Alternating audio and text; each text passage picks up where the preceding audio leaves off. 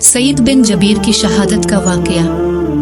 हजरत सईद बिन जबीर जो कि एक ताबी बुजुर्ग थे, एक दिन मिंबर पर बैठे हुए ये अल्फाज अदा करने लगे कि हुज्जाज एक जालिम शख्स है।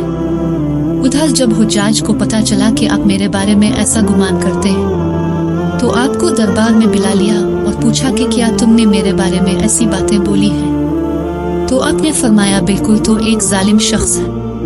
ये सुनकर हुज्जाज का रंग गुस्से से सुर्ख हो गया और आपके कत्ल के अहकामात जारी कर दिए। जब आपको कत्ल के लिए दरबार से बाहर लेकर जाने लगे तो आप मुस्कुरा दिए।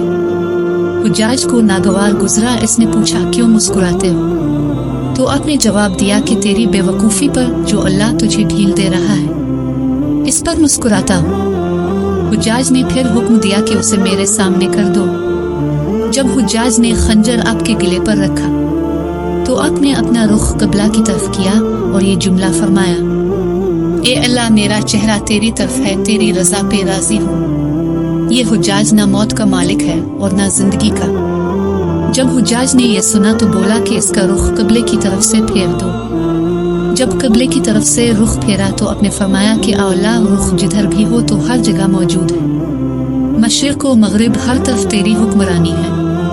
मेरी दुआ है कि मेरा कत्ल इसका आखिरी जुल्म हो, मेरे बाद इसे किसी पर मुसल्लत ना फरमाना। जब आपकी ज़बान से ये जुमला अदा हुआ, इसके साथ ही आपको कत्ल कर दिया गया और इतना खून निकला कि दरबार तर हो गया।